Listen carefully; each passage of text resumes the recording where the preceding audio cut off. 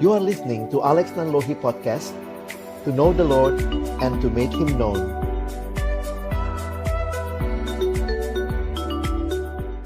Mari kita berdoa sebelum kita membaca merenungkan firman Tuhan. Kami datang di dalam ucapan syukur hari ini, hari perhentian yang Kau berikan kepada kami boleh datang memuji, memuliakan nama-Mu. Dan tiba waktunya kami akan membuka firman-Mu, ya Tuhan, kami mohon. Bukalah juga hati kami. Jadikanlah hati kami seperti tanah yang baik, supaya ketika benih firman-Mu ditaburkan itu boleh sungguh-sungguh berakar, bertumbuh, dan juga berbuah nyata di dalam kehidupan kami. Berkati baik hamba-Mu yang menyampaikan, semua kami yang mendengar. Tuhan, sapalah kami dengan firman-Mu, supaya pada akhirnya kami bukan hanya menjadi pendengar-pendengar firman yang setia, tapi mampukan dengan kuasa pertolongan Roh-Mu yang kudus, kami dimampukan menjadi pelaku-pelaku firman-Mu di dalam kehidupan kami. Sekali lagi kami bersyukur, berterima kasih. Di dalam nama Tuhan kami Yesus Kristus, Sang Firman yang hidup, kami menyerahkan pemberitaan firman-Mu. Amin. Shalom, selamat pagi, selamat hari Minggu Bapak Ibu Saudara yang dikasihi Tuhan. Pertama-tama saya bersyukur kepada Tuhan untuk kesempatan pelayanan pagi hari ini.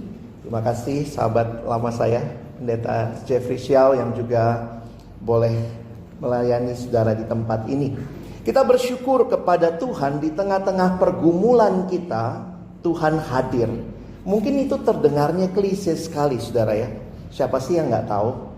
Bukankah kita ke gereja itu membuktikan bahwa kita percaya Tuhan, tetapi realita hidup beriman seringkali tidak serta-merta membuat kita akan terus kuat. Sehingga saya pikir kesempatan dibaharui setiap hari melalui firman Tuhan, dan setiap minggunya kita datang bersama. Ini menjadi kesempatan yang indah untuk kita kembali menyatakan kepercayaan iman kita kepada Tuhan.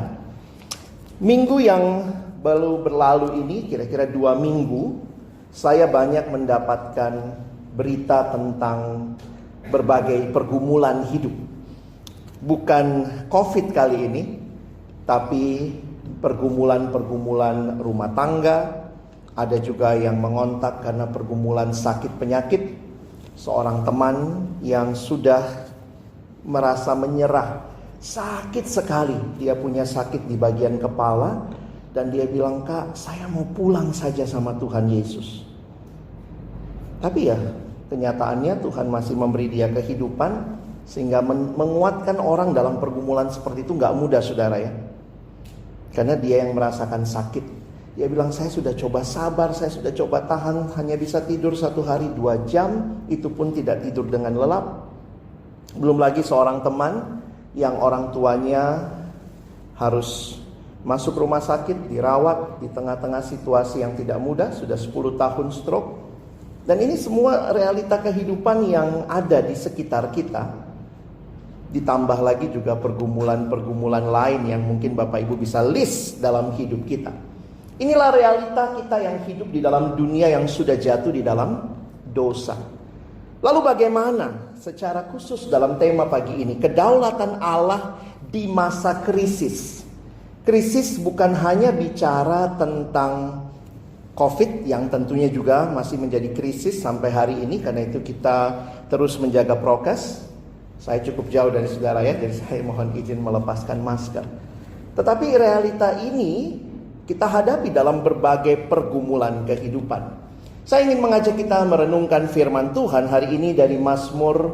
Apakah saya bisa lihat sedikit? Oke, ya. Sudah berganti kah?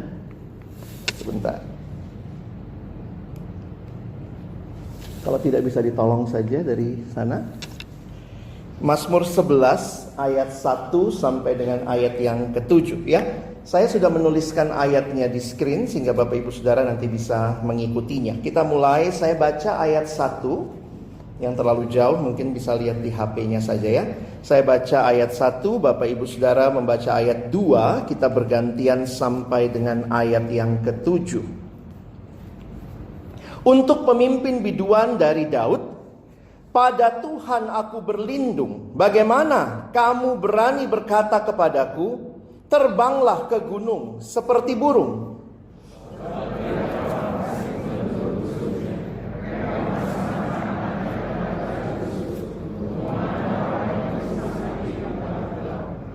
Apabila dasar-dasar dihancurkan, apakah yang dapat dibuat oleh orang benar itu?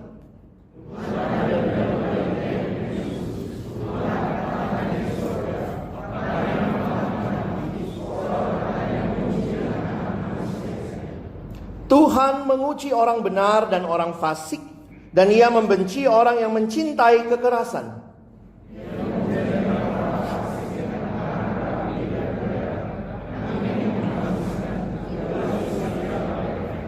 Sebab Tuhan adalah adil dan Ia mengasihi keadilan, orang yang tulus akan memandang wajahnya.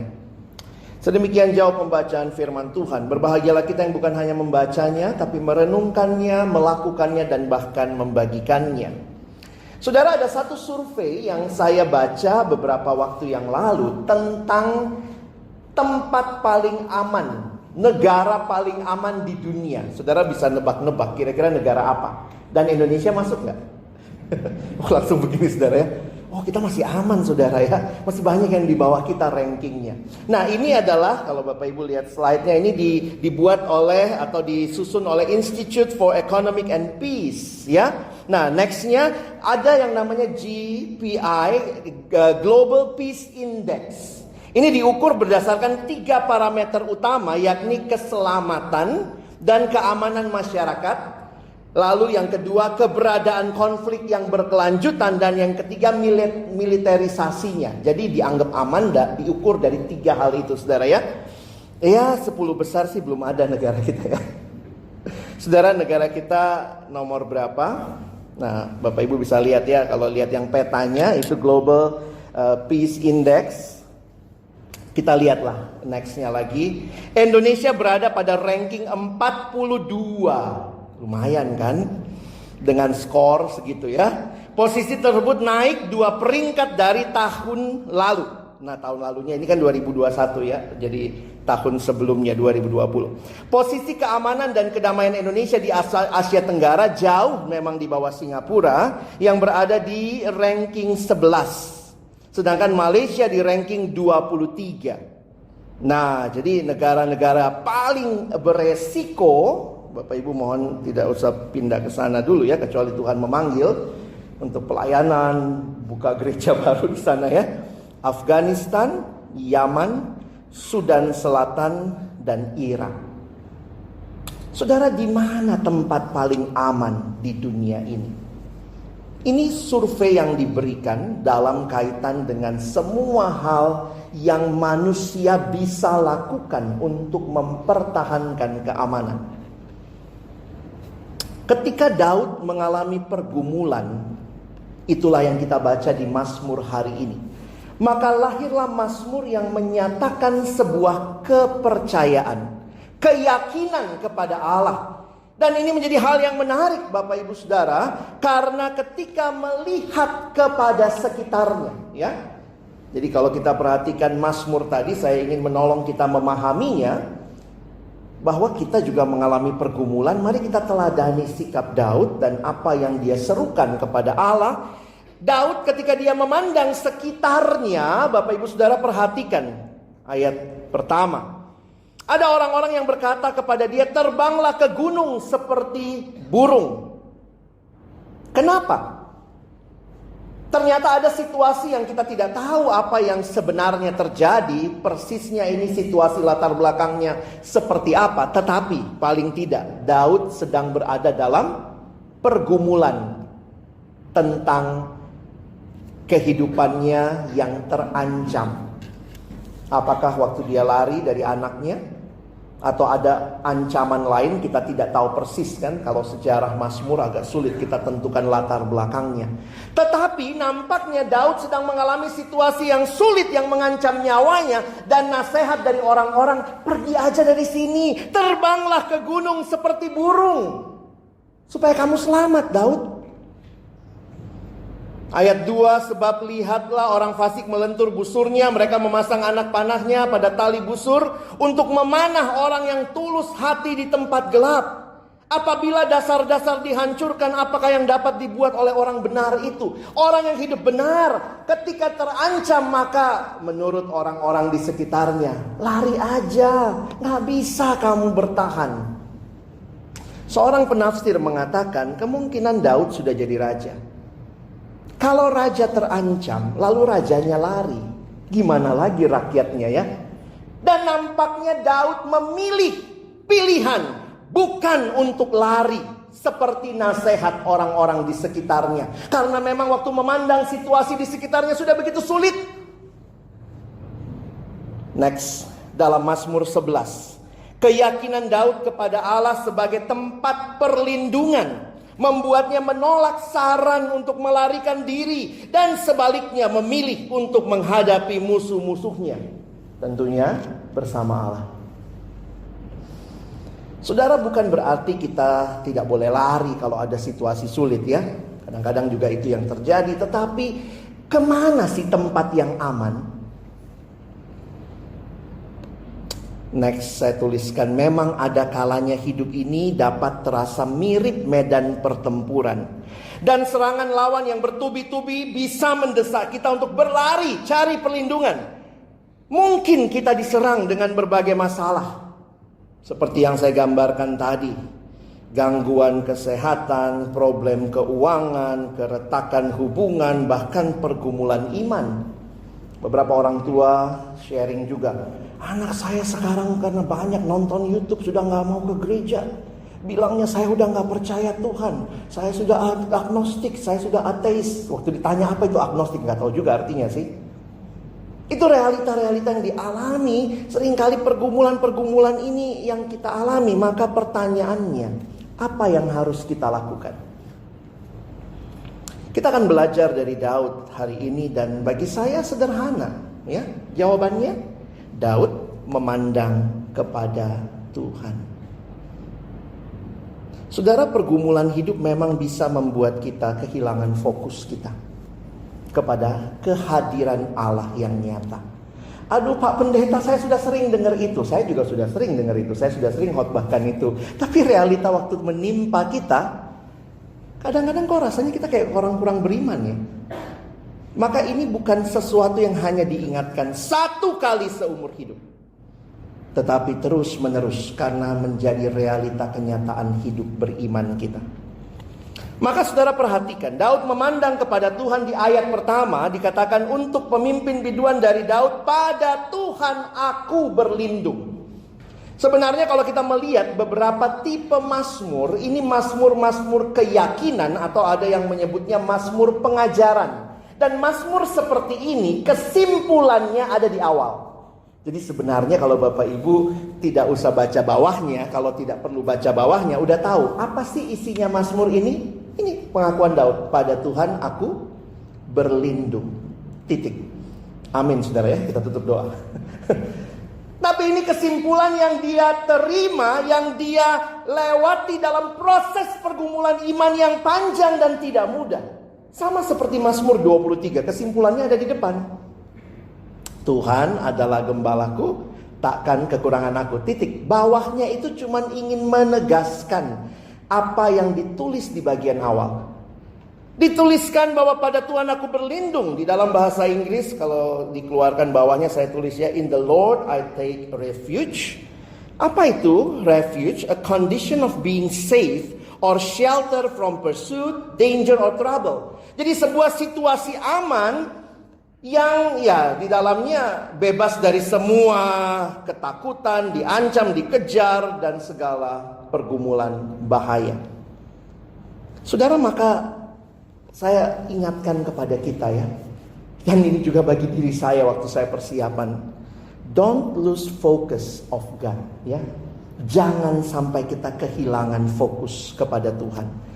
Jangan sampai kita adalah orang yang rajin beribadah, minggu ke gereja, hari biasa pun kita baca Alkitab, kita bernyanyi, kita bersaat teduh. Tetapi realita hidup kita, apakah kita terus berkata, Tuhan di manakah Engkau? Tuhan di manakah Engkau? Kalaupun itu yang sedang saudara alami hari ini, Tuhan ingatkan, fokuslah kepadaku. Bagi saudara yang punya pergumulan sakit penyakit, yang saudara punya pergumulan kehidupan, pergumulan ekonomi, keretakan rumah tangga, fokuslah kepada Tuhan. Tidak mudah, tapi disinilah kunci hidup beriman kita. Saudara, saya bisa main sulap, saudara ya. Kok pendeta main sulap ya? Saya mau main sulap pagi ini. Sedikit aja buat Bapak Ibu sekalian ya. Saya akan membuat Bapak Ibu semua hilang. Dalam hitungan ketiga, saya akan buat Bapak Ibu semua hilang. Coba yang datang sama suami istri pegang ya. Sama anak gitu ya, pegang baik-baik ya. Siap ya. Dalam hitungan ketiga. 1. Tegang amat. 2. 3. Semua Bapak Ibu hilang. Ya iyalah Pak, gitu ya. Kalau kita dalam hidup memandang masalah kita yang besar, jangan heran kita tanya, di mana Tuhan? Di mana Tuhan? Karena masalah kita begitu besar dan begitu menutupi pandangan kita. Tetapi kalau dalam hidup kita pandang Tuhan yang besar, masalah ada? Ada. Jangan bilang nggak ada ya. Ada nggak? Ada. Tapi kecil dibandingkan Tuhan kita yang hebat. Saudara, kadang gak mudah menghayati ini dalam situasi sulit ya. Kita biasanya cari pertolongannya kemana? Ya ke orang yang bisa nolong, ke suasana yang nyaman, ada krisis lari Singapura gitu ya. Jadi kadang rasanya aman. Tetapi jangan lupa, tempat teraman adalah di dalam hadirat Allah. Tuhan kasih kita hikmat kapan memang harus pindah, harus pergi ya. Saya bilang juga tadi ya, kalau nggak ada panggilan khusus nggak usah lah ya ke Afghanistan, ke Sudan, ke Irak begitu saudara ya. Tapi kalau Tuhan panggil, maka tempat teraman bagi misionaris yang masuk daerah-daerah yang sulit bukan di daerahnya, itu bukan daerah aman, tapi ketika dia tahu kehendak Tuhan dan dia hidup dalam kehendak Tuhan. Saya mengutip Mazmur 90 ya. Ini menarik sekali juga kalau Bapak Ibu baca Mazmur 90 ayat yang pertama. The Lord, you have been our dwelling place in all generations. Kalau baca Mazmur ini juga nadanya mirip gitu. Tuhan, Engkaulah tempat perteduhan kami. Engkaulah tempat naungan kami. Engkaulah, dan itu berlangsung turun-temurun dari generasi ke generasi. Maka saya tulis di bagian bawahnya, my friend, where is your home? Karena kita biasa bilang home sweet home ya. Tempat teraman itu di rumah. Is the Lord your dwelling place? Is the Lord your refuge? Apakah Tuhan itu perlindungan saudara? If the Lord is your dwelling place, you will have much peace in this peaceless world. You will have protection, deliverance, guidance, spiritual blessing, salvation, fellowship with Him, and eternal security forever. Bahwa kita punya Allah yang menjanjikan bukan hanya di dunia ini. Kalaupun di dunia ini saudara dan saya tidak mengalami apa yang orang anggap aman, tetapi kita punya jaminan kekal, hidup kekal bersama Dia selama-lamanya. So, my conclusion, our dwelling place, our refuge is not a place, it's a person. Tempat yang kita bilang tempat perlindungan kita bukanlah sebuah tempat, bukanlah sebuah kondisi seperti pada Tuhan aku berlindung maka aku aman, no harm, no. Our dwelling place, our refuge is not a place, it's not a situation, but it's a person. And it is our God, Allah kita. Dan saudara, maka pastikanlah dalam hidup kita seperti Daud. Saya tulis berikutnya, Daud mengenal Tuhan. Nah, saya mau ajak kita lihat Mazmur ini secara berurutan. Sebenarnya simple sekali ya, waktu saya coba perhatikan, Daud tahu siapa Tuhannya ya. Maka Bapak Ibu perhatikan outline saya ini. Dia tahu di ayat 4, Tuhan adalah Raja atas alam semesta. Yang kedua, ayat 5-6, Tuhan menghakimi dengan tepat dan akurat di dalam dunia yang rasanya sulit mencari keadilan. Maka Tuhan menghakimi dengan tepat dan akurat. Dan di ayat yang ke-7, Tuhan mengasihi keadilan, kejujuran, dan kebenaran. Kita lihat satu-satu ya. Mari kita lihat yang pertama dulu. Tuhan adalah Raja atas alam semesta. Perhatikan ayat yang ke-4. Tuhan ada di dalam bait-Nya yang kudus. Tuhan, nah perhatikan, Tuhan Tuhan ini besar ya. Ini nama perjanjian, Allah yang mengikat perjanjian dengan umatnya. Maka perhatikan dikatakan Tuhan ada di dalam bait-Nya yang kudus. Tuhan tahtanya di sorga, matanya mengamat-amati, sorot matanya menguji anak-anak manusia. Bapak Ibu, saya ingin mengajak kita memperhatikan dua bagian. Saya kutip satu pandangan dari pendeta Timothy Keller, dia katakan begini. You need two reasons to face all life problems. Di dalam pengenalan akan Tuhan, kita butuh dua alasan. Perhatikan yang pertama, saya garis bawahi di situ, Tuhan tahtanya di surga. Apa yang kira-kira dalam bagian ini diingatkan kepada kita? Ini, Tuhan berdaulat. Tahtanya di sorga menunjukkan bahwa dialah penguasa. Dia yang mengatur segala sesuatu. Dan Daud tahu, Daud bisa ngomong, Tuhan tahtanya di sorga. Dia adalah Allah yang mengatur dan mengendalikan segala sesuatu. Pendeta Timothy Keller mengatakan, this is the reason for your mind. You need to know. Saudara perlu tahu bahwa Tuhan ada dan Dia berdaulat. Kadang-kadang kita pikir Tuhan sama iblis itu satu sama ya. Ini baru perayaan Jumat Agung Paskah. Banyak orang berpikir Yesus kalahnya di Jumat Agung, menangnya di Paskah. Saudara, Yesus kita gak pernah kalah. Maka bukan begitu cara melihatnya. Yesus menang pada Jumat Agung. Di dalam kemenangannya, pendeta John Stott mengatakan di kayu salib kemenangannya itu berdasarkan Kolose pasal 2. Kolose 2 dia melucuti semua penguasa-penguasa dalam kemenangannya atas mereka. Itu terjadi di kayu salib. Maka kemenangan yang diperoleh di kayu salib ditegaskan pada waktu Paskah. Itulah Tuhan kita. Dia Tuhan yang bangkit dan menang.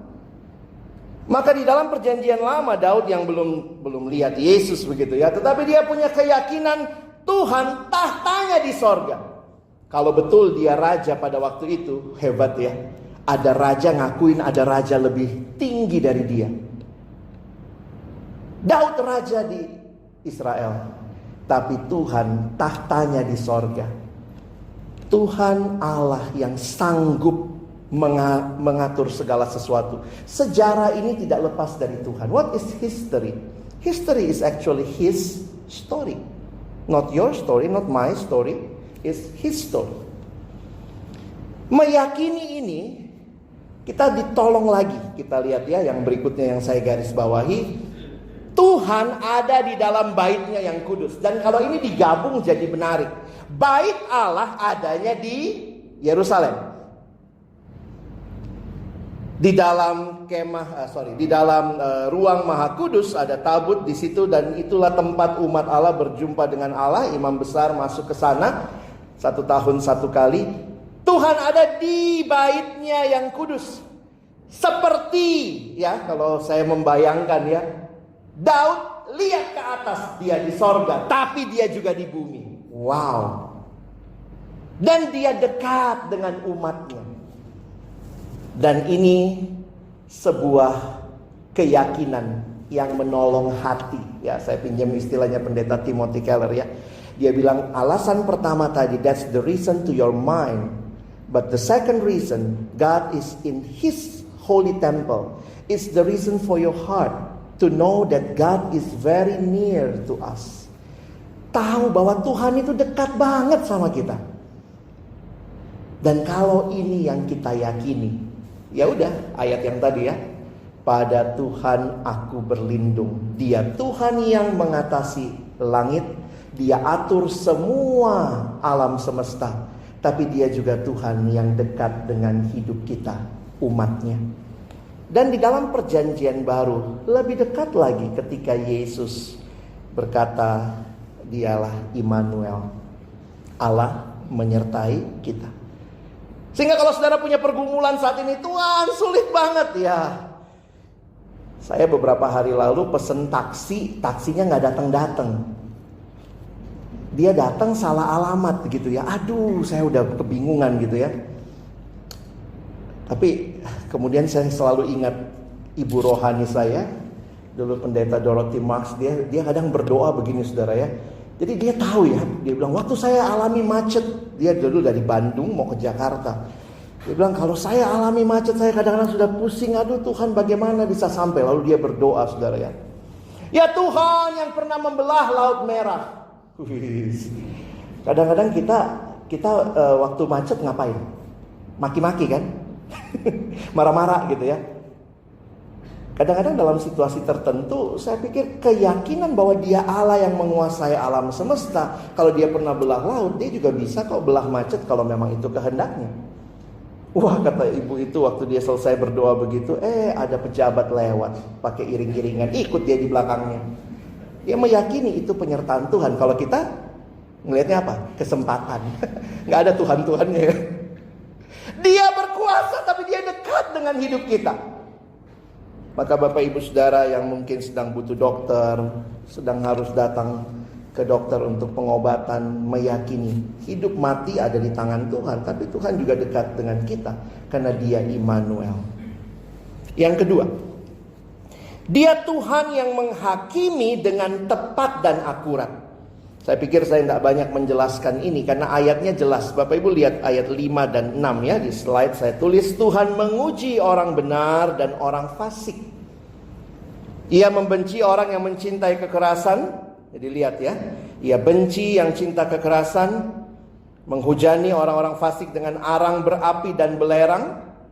Angin yang menghanguskan, itulah isi piala mereka. Kadang-kadang kita lihat kenapa Tuhan orang yang gak hidup benar, gak percaya Tuhan kok lebih untung, lebih aman, lebih banyak duitnya. Tapi Tuhan ingatkan bahwa di dalam anugerahnya kita percaya dia Allah yang menghakimi dengan benar. Semua ada kesudahannya. Perhatikan yang terakhir, ayat yang ke-7. Tuhan mengasihi keadilan, kejujuran, dan kebenaran. Kalau orang fasik isi pialanya, lihat tadi ya, isi pialanya itu ya api belerang yang menghanguskan. Maka ayat 7, mari kita baca sama-sama ya. Kalau sudah muncul di situ ayat 7, 1, 2 ya. Sebab Tuhan adalah adil dan ia mengasihi keadilan, orang yang tulus akan memandang. Wow, ini keyakinan kita. Di dalam terjemahan yang lain kata upright, ada yang menerjemahkannya tulus, ada yang menerjemahkannya jujur. Jadi kalau saudara memperhatikan, ketika kita mempertahankan hidup benar, ingat Tuhan mengasihi. Jangan karena sedikit masalah langsung mulai pikirnya aneh-aneh. Aduh, ngapain jujur ya? Lalu kemudian kita mulai ditekan lagi ya. Memang gak ada kejujuran di bangsa ini. Untuk maju gak bisa jujur. Wah, sudah. Tapi kalau Tuhan ingatkan kita, kalau orang fasik itu akhirnya, maka orang benar akhirnya beda. Tuhan mengasihi orang benar. Seorang ibu satu waktu bersaksi waktu saya khotbah, dan dia cerita bagaimana dia pengobatan, dia kanker payudara stadium akhir. Sudah operasi, kemudian dokter sudah nyerah angkat tangan. Nah ini waktu saya ketemu dia, saya nggak tahu apakah masih ada atau tidak ibunya. Tapi waktu itu kemudian dokter angkat tangan, keluarga mulai kumpul lalu bilang, yuk kita pergilah ke Semarang di Jawa Tengah. Ada pengobatan alternatif. Ya sudah, dia ikutin karena dibilangnya pakai doa juga gitu ya. Dia ikutlah ke Semarang diantar saudaranya. Sampai di sana, ketika pengobatan dimulai, lalu ternyata dia disuruh baca seperti mantra, nanti mesti siapkan air pakai kembang dan seterusnya. Dia langsung bilang sama saudaranya, pulang ya, kita pulang deh. Kenapa? Ini nggak Kristen. Ini nggak sesuai kehendak Tuhan. Lalu saudaranya marah-marah ya. Lu tuh yang penting kan sehat, yang penting baik, anak lu masih kecil-kecil. Ya sudahlah, ikutin aja, yang penting sembuh. Lalu ibu itu berkata, saya doa, saya tidak dapat ketenangan dari Tuhan. Dan saya bilang, saya mau pulang. Nah sambil digoblok-goblokin, saudaranya pulanglah akhirnya ke Jakarta. Dan waktu dia bersaksi, dia bilang apa? Bagi saya, lebih baik saya sakit tapi saya tetap beriman pada Kristus, daripada saya sembuh tapi saya menyangkal Yesus. Wow, saya dengar itu pertama kali orang bicara seperti itu ya. Dia memilih sakit tapi beriman kepada Yesus, daripada sembuh tapi bukan cara yang Tuhan mau. Saudara cari pertolongannya kemana? Jangan sembarang saudara ya. Ketika pendeta gak nolong, ya sudah pergi kelenteng. Ketika ini gak nolong, kesannya kayak Tuhan tuh main-mainan. Kalau Tuhan tidak jawab apa yang saudara minta, jangan saudara pikir Tuhan tidak berkuasa. Tetapi saudara harus belajar mengerti apa rencana Tuhan yang lain bagi hidup saudara. Kenapa yang saya minta Tuhan belum kasih? Mungkin itu terlalu terburu-buru kalau Tuhan kasih sekarang. Sehingga mari saudara kita belajar mengerti bahwa hidup beriman bukan hidup seperti mencet mesin ATM, tak keluar apa yang kita mau. Tidak saudara. Sebagai refleksi terakhir, saudara, ada 3 ketakutan yang disurvei. Sebenarnya ini adalah survei anak muda di luar negeri ya. Apa 3 ketakutan teratas yang dimiliki anak muda? Jadi mereka dapat daftarnya itu ada 10 atau 15. Tapi lihat 3 ketakutan teratas. Pertama, takut masa depan. Ini ya. Kedua, takut gagal. Ini yang muda-muda bisa lihat ya. Are you relate with this? Yang ketiga, takut kesepian. Ini generasi lucu ya. Medsosnya banyak, teman 1000, tapi kesepian. Ini generasi yang juga, kadang-kadang saya pikir ya, karena saya juga jadi akhirnya ikut dalam generasi ini ya. Dikit-dikit healing, ya, ya gitu ya. Ya ampun, ke Indomaret healing. Sebut merek ya. Maksudnya apa? Karena rasanya depres banget gitu ya, tertekan gitu. Tapi ya inilah yang ditakutkan gitu ya. Keluar rumah, makanya ada yang bilang ya ke swalayan dandan gitu ya, yang cewek-cewek. Kenapa healing katanya ya. Tapi saudara, hari ini kita belajar ya. Next slide. Focusing on God's faithfulness frees us from fear. Mungkin ketakutan itu masih ada, tetapi kita tahu kita punya Allah yang lebih besar daripada ketakutan kita. Alami ini saudara. God never promises that we will never face struggles or problems. Bukan itu janji Tuhan. Kalau kamu ikut aku gak ada pergumulan. Tidak. Janji Tuhan adalah God walks with us in our struggles. Itu keindahan hidup. Bukan karena gak ada masalah. Indahnya hidup itu bukan karena gak ada masalah, tetapi karena ada Tuhan. Sehingga meskipun ada masalah, di dalam masalah itu kita bisa melihat keindahan yang luar biasa. Karena Tuhan hadir. Dan puji Tuhan ya, Yesus turun jadi manusia. Dia inkarnasi. Karena itu dia tahu pergumulan saudara dan saya. Sebutkan pergumulan manusiawi kita. Yesus pernah melaluinya. Life is a journey. And it is a journey with Jesus who knows your struggles. Karena itu saudara, ada satu kutipan yang menarik saya pakai menutup khotbah saya hari ini. When you run alone, it's called race. When God runs with you, it's called grace. Kiranya hari ini khotbah ini tidak membuat saudara pulang dari sini tidak alami masalah. Tidak ada masalah. Tapi kita menyadari, Tuhan, saya ada dalam pergumulan-pergumulan hidup. Tapi Engkau ada, hadir, setia, menyertai. Engkau bukan hanya berkuasa di atas sana, Engkau juga berkuasa di sini.